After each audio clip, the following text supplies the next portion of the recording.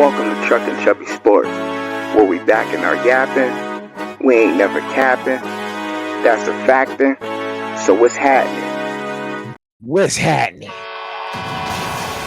Man, I'm about to get this highlight real bumping off for y'all real quick, man. So no, without further ado, man, we just gonna jump right up into the highlights. I ain't gonna keep y'all talking, but these is Sports with Truckin Chubby's top 5 receivers to watch for in 2024. If you want more, hit that notification bell for all updates, because you know I'm coming like a fine wine. Just get better with time, but it ain't coming late, baby, but it's always great. Church. Now you dig? Let's go get up into it. The first one I got right here for y'all is none other than Evan Stewart. Y'all standing at 6 foot, 175 pounds from Memphis, Tennessee. He had 38 receptions, 514 yards. He was averaging 13 and a half yards per catch, 4 touchdowns, had a long of 44 yards, y'all. He was getting busy all season. Look at the man go. He be galloping. Gone. I'm telling you, man, he was getting it in this season. Had a great game versus University of New Mexico, had 8 catches,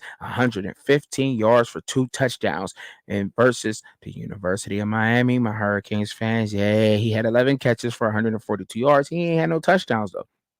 But and against Auburn, he had 3 catches for 50 yards, 1 touchdown. Against Arkansas, he had 2 catches for 50 yards, and he had 1 touchdown. And guess what, y'all? He's going up to Oregon with Dylan Gabriel. Oh my goodness, they about to get busy up there. Him and Taz Johnson, man, that's another guy that should be up on my list. But yo, I'm gonna keep it rolling, and I gotta keep it going. And let's give it credit to I Am Shadu. Round of applause for that man right here, Evan Stewart.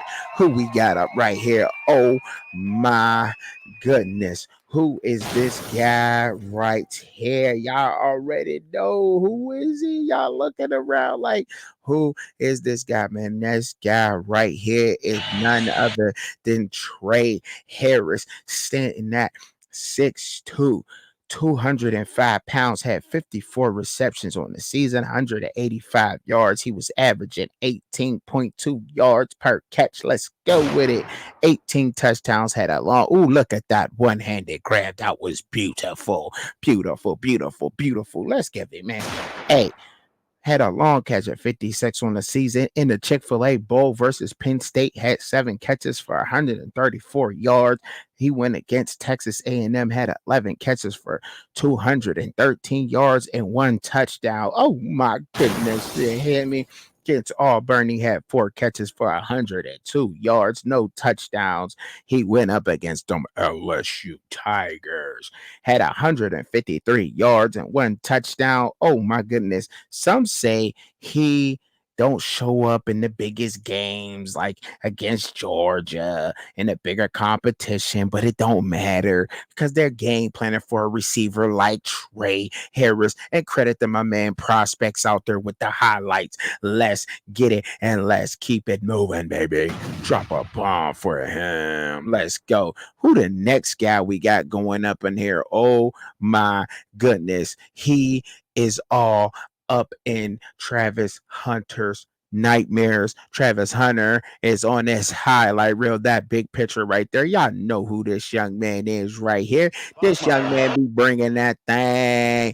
He is Alec Meyer, the Canadian killer, standing at 6'2", 210 pounds, had 62 receptions on the season, 1,013 yards. Oh, 300 of those came against Colorado. Oh, you want me to be technical, Colorado fans, huh?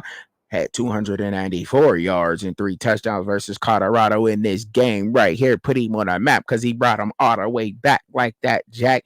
And he was averaging 16.3 yards per catch, had 6 touchdowns on the season, had a long of 97 in this game right here. Probably just seen the highlight reel while it was rolling. You hear me? While we strolling, we gonna keep it going. All right.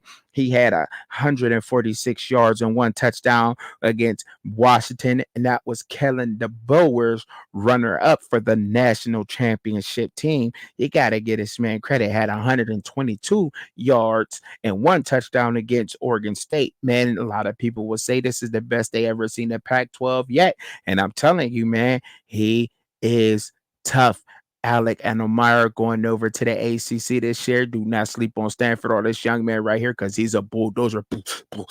He be running like that, like a big. Yeah, hear me? So we know what we on, man. Now, who we got up next here? Truckin Chubbzy. Who ya taco? Ooh, my Hurricane fans is going to love this. Because we got none other than. They're going to go. Hold on now. I got to get the name right. Xavier Restrepo. Ooh, 5'10". He's standing at 198 pounds from Coconut Creek, Florida. Had 85 receptions, 1,092 yards on the season. He was averaging 12.8 yards per catch. I don't know what that means, so I'm going to say 13 yards per catch. You know what I'm saying?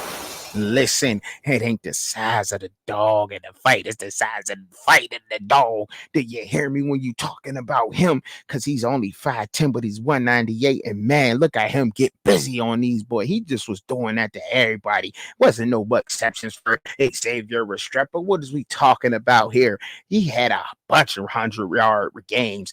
First one, man, the Pinstripe Bowl, he was 1 yard short of 100. Another one had 11 catches in that Pinstripe Bowl game versus Rucker, and he had 99 yards, 1 touchdown. Boston College, he had 6 receptions for 117 yards. Against Louisville, he had 8 catches for 193 yards and 1 touchdown. Against Georgia Tech, he had 12 catches for 123 yards with no touchdowns. Against UNC, you could call him Onk, you could call him whatever, but you better not call him late for dinner because he was definitely eating on that field. Restrepo, X-Man, let's go. You gig. Had 11 catches for 96 yards and 2 tutties on them. And don't forget, he was giving Texas A&M not work because he gave it right back to Evan Stewart. Yes, he did. He was getting them back. Had 6 catches for 126 yards. He had no touchdowns. And of course, we're going to throw Bethune-Cookman in there because it's already right there. Had 120 yards this game. He was going off. And he is definitely in my top 5 receivers. You better be watching out for. Ooh, baby. We're going to keep it moving. Who else we got up on the list? Shout out to him. None other. I got to tell y'all right now, he is probably going to be the best receiver in college football right here, right now. I'm telling y'all, Luther Burton III. And must I tell you, he was highly recruited coming out of high school, all that good stuff. But he is one of these guys that delivered. Man, roll that tape, bro. We want to see them highlights real quick. Truckin Chubbzy, why you talking? He was standing at 5'11", 208 pounds from St. Louis, Missouri. I already told you, had 186 receptions for 212 yards. He was averaging 14 yards per catch, had 9 touchdowns, long at 56. He even carried the ball 7 times for 31 yards. I know it really don't matter, but when you get to talking about Luther Burton and all the work that he put in, look at this, man. Look at him. Boom, get out of here. Kansas State, big game. These is all the big games this man was putting together. The South Dakota Coyotes, he had 7 receptions, 96 yards for a touchdown. Middle Tennessee State had 8 catches, 117 yards, no touchdown. Kansas State,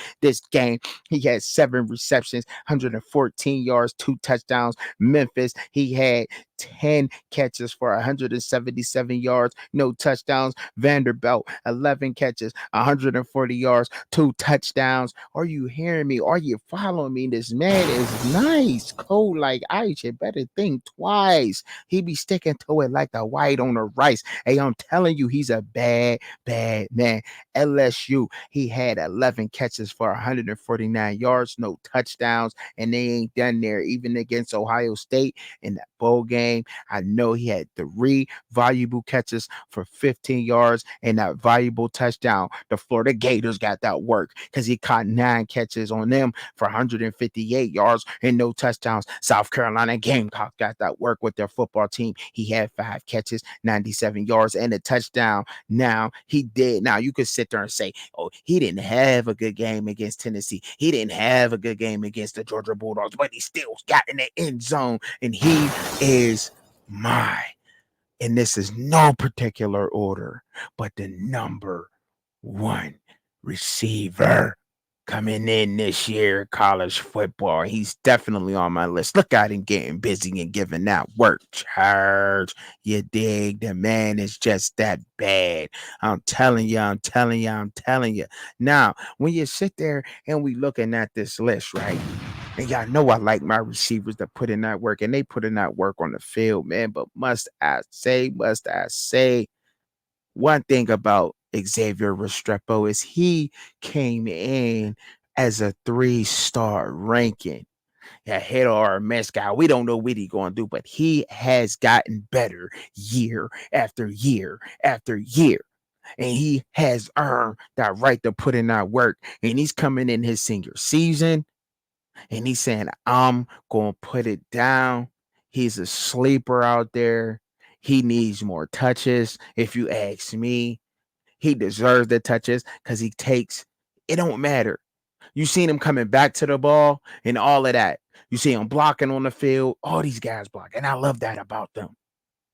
But I'm telling you, and then closing, hit that like button one time for me. Subscribe to the channel if you're new here. I'll be back with some more highlights. Shout out to everybody. Credit to all my content creators. You seen their names up at the top. Round of applause for them, man, for letting me get busy with the videos. Go check out their YouTube channel. Subscribe to theirs also. And let's keep it going. Y'all know how we giving it up here. Yeah. Wanna see Truckin Chubbzy live and co-host Shed? Tune in at Fans Point of View, Saturday, 6:30 p.m. Eastern Standard Time, 3:30 p.m. Pacific Time. But in the meantime, in between time, enjoy the content. Don't forget to hit your notification bell for all updates. Thank you for watching.